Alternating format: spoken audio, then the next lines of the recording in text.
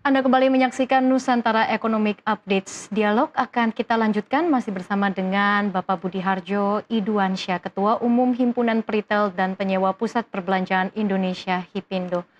Pak Budi, kita lanjut lagi ya Pak. Ya, Ini menarik karena kalau kita lihat di tengah daya beli yang melemah, namun di saat yang sama bagaimanapun kan biaya operasional ini akan terus meningkat.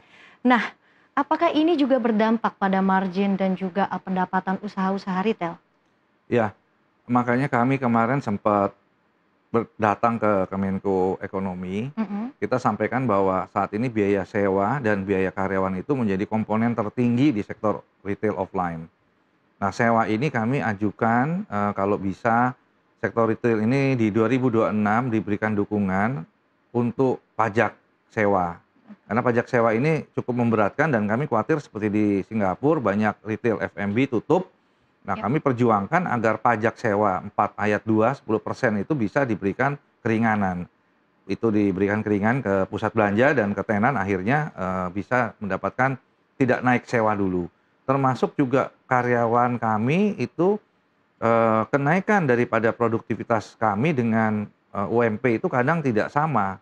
Kadang kami cuma naiknya 2-3%, 5%, kenaikan UMP bisa lebih dari itu. Dan ini akan menekan efisiensi kami juga sudah kami lakukan, tapi kadang-kadang sangat sulit, harus Mhm. naikin harga.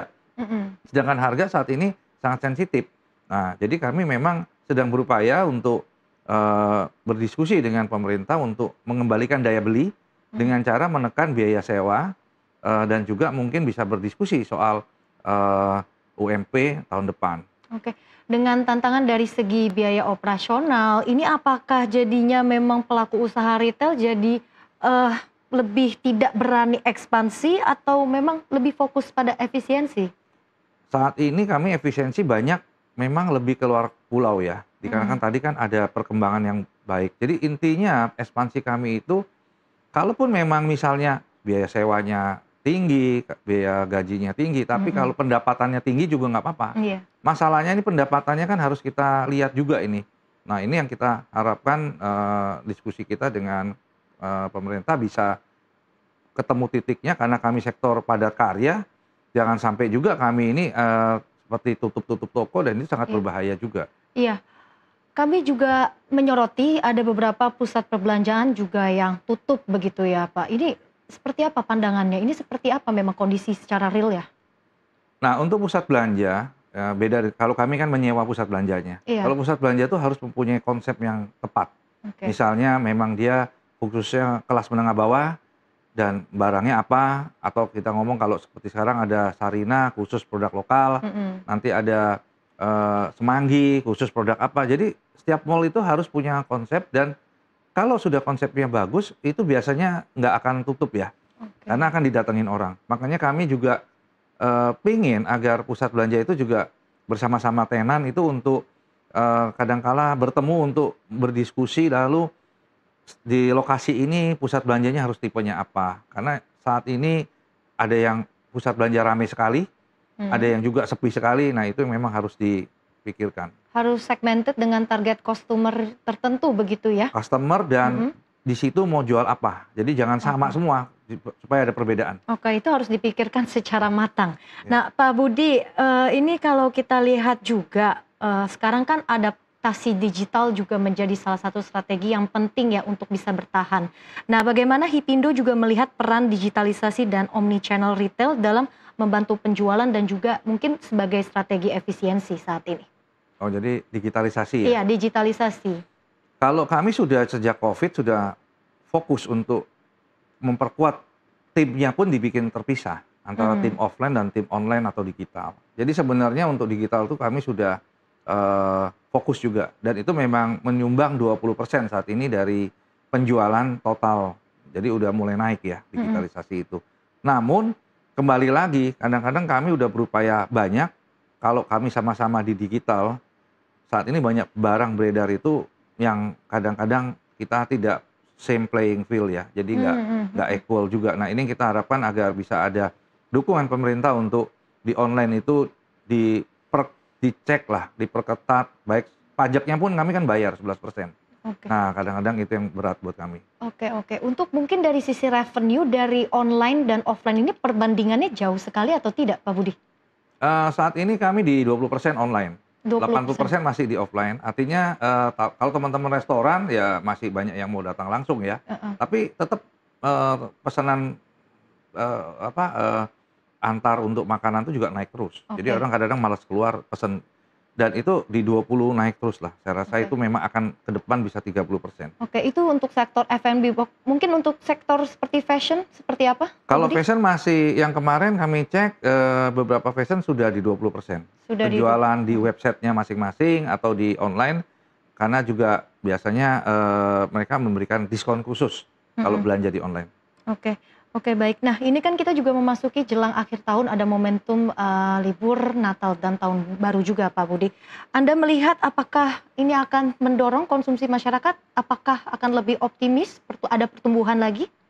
Ya, saya lihat di bulan 10 ini ada perkembangan Mhm positif, baik dari tadi, program pemerintah maupun gerakan dari asosiasi, mhm, dan pastinya memang kalau bulan 12 adanya Natal Tahun Baru, nanti ada Lebaran, itu sangat signifikan penjualan kami naik. Memang mmm, event-event itu yang kami tunggu dari sektor retail offline itu di Tahun Baru, Natal, dan Lebaran, termasuk ya liburan sekolah. Jadi harapan kami di bulan 12 ini kita coba untuk bersama Kementerian Pariwisata, Indonesia Great Sale bersama Asosiasi Pusat Belanja, kita coba deh, last minute-nya di oke, tahun ini, bulan 12 tuh kita bikin sesuatu acara dan diskon untuk masyarakat bisa belanja, terutama untuk kami juga bisa mengeluarkan stok-stok kami dengan, harga-harga yang bagus, supaya bertarget juga ya untuk oke. tahun ini. Nah ini tadi juga sudah di-mention soal target, kira-kira berapa nih Pak targetnya untuk akhir tahun ini? Kalau kami sih sampaikan kemarin ke Kemenko itu sekitar 30 triliun ya untuk Mhm, di Natal Tahun Baru tuh dari 2 mingguan itu. Heeh, oke. jadi bukan 1 tahun ya, tapi di 2 minggu itu. Oke, ada kolaborasi dengan pemerintah juga begitu ya? Kami akan bertemu Kementerian Pariwisata agar Mhm, menjadi wisata belanja. Kita wisata ingin belanja. Indonesia tuh menjadi juga didorong wisata belanjanya. Oke, mungkin bisa dijelaskan ini konsep dan programnya seperti apa sih, Pak? Ya, kita ingin agar Indonesia tuh ada 1 tahunnya didatengin oleh turis luar negeri Mhm dan juga turis dalam negeri, nggak perlu keluar negeri karena di Indonesia ada Indonesia Great Sale, semua kita sale, diskon akhir tahun, mhm, dan teman-teman saya himbau juga semua peritel, tenan untuk menggunakan momentum akhir tahun dibantu pemerintah promosi itu, baik makan minum juga kuliner, bikin event ataupun, promosi khusus. oke. Itu untuk akhir tahun, untuk mungkin awal tahun depan apakah sudah mulai dipikirkan ini secara outlook-nya akan seperti apa dan targetnya seperti apa, Pak Budi? Ya, kalau 2026 kalau kita ngelihat nanti kemarin presentasi pemerintah MBG-nya 80 juta Mhm terrealisasi, 1 hari ada banyak sekali dibutuhkan telur, ayam, sayur, ikan gitu ya, nelayan hidup. Kalau koperasinya berjalan dengan baik untuk mensuplai, itu akan ada pergerakan ekonomi, petani hidup, nelayan hidup, pasti sektor retail akan tahun depan akan bagus.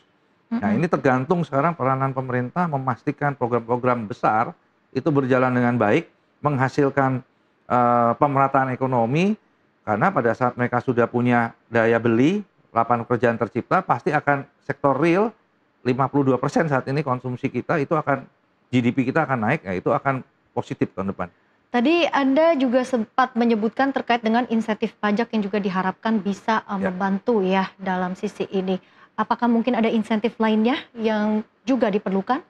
yang saat ini kami sudah ajukan insentif pajak karyawan retail padat karya di bawah 10 juta, Mhm pajak sewa 4 ayat 2, dan juga mungkin untuk yang lainnya adalah menurut kami adalah, bantuan langsung berupa mungkin kalau bicara takut uang, kalau uang kan takut nanti kemana mana, dibuatkan mungkin program nasional belanja, voucher belanja gitu ya, untuk diberikan ke, misalkan 300.000 atau 600.000 rupiah kan sudah berjalan tuh, mhm. diberikan voucher belanja, tahun depan bisa ke masyarakat menengah ke bawah, sehingga bisa menggerakkan ekonomi, itu seketika akan naikin omset retail.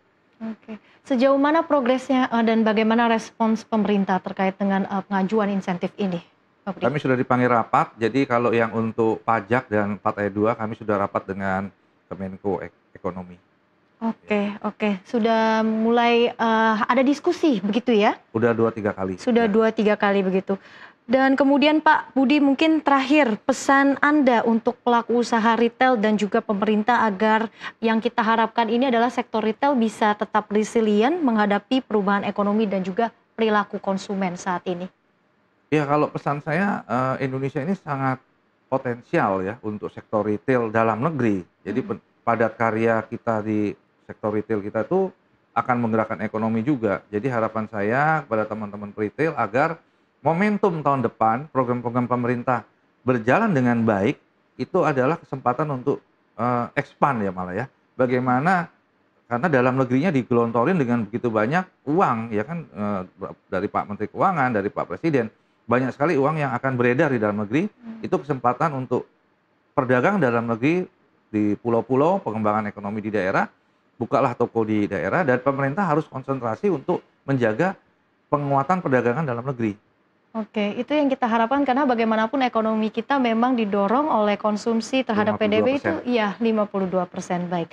Terima kasih Pak Budi sudah Ya, bergabung bersama kami dalam segmen khusus, Industri 360 dalam program Nusantara Economic Update. Sehat dan sukses ya, selalu untuk makasih Anda. Ellen, ya. Ya baik pemirsa, demikian perbincangan kami dalam segmen khusus Industri 360 program Nusantara Economic Update. Saya Ellen Gracia pamit undur diri, sampai jumpa.